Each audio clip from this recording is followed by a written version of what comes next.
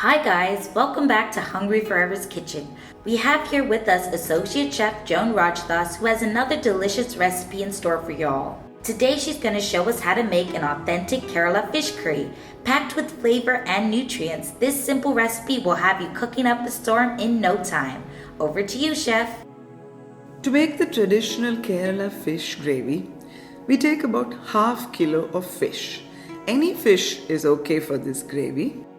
Then we use pink Himalayan salt to taste, fenugreek known as Vendayam in Tamil and Uliva in Malayalam, 1 teaspoon, corn flour 2 teaspoons, coriander powder 1 teaspoon, turmeric 1/4 teaspoon, chili powder 1 teaspoon or more if you want a slightly fiery taste, coconut milk taken from half coconut. You can put together the thick and thin milk. The kudam puli, also known as kokum, this we can take about 3 to 4 segments and soak it first. Diced tomato 1, green chilies slit in 2, we can take about 2 or even more if you want it more spicy. Shallots 5 to 6 chopped, garlic and ginger also chopped very fine. Now the taste of this gravy would come from the chopped garlic and ginger, so don't substitute with garlic and ginger paste. To make this preparation, we first heat the coconut oil. We add the methi, that is the fenugreek, and we fry it without browning it. At this point you can also pop in a bit of curry leaves, but be careful about it spluttering. Next, you add the chopped shallots. Along with it, you add salt to taste and the turmeric, and again fry it for a little while, not till brown, maybe till pinkish. Then you add the ginger and garlic chopped and the slit green chilies.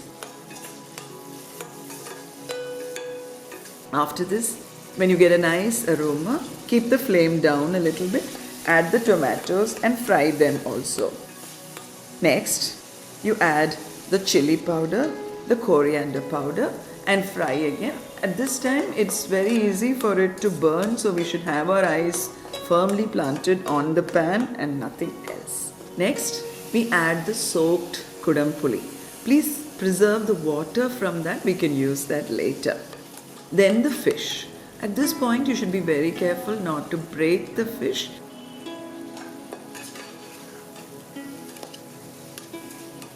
Then you add the coconut milk and bring it to a slight boil.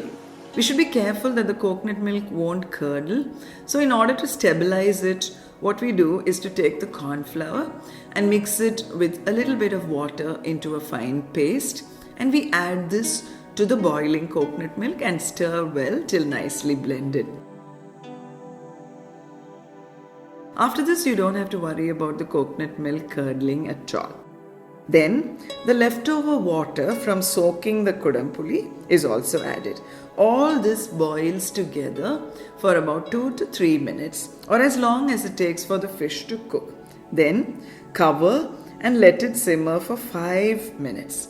Your last touch would be to add again a dash of coconut oil and chopped curry leaves and coriander leaves. Cover it, let the flavor infuse into it.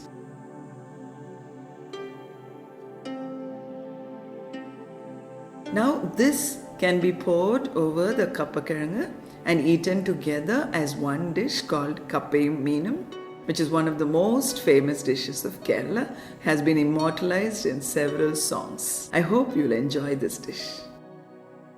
If you like this video, please subscribe to our channel.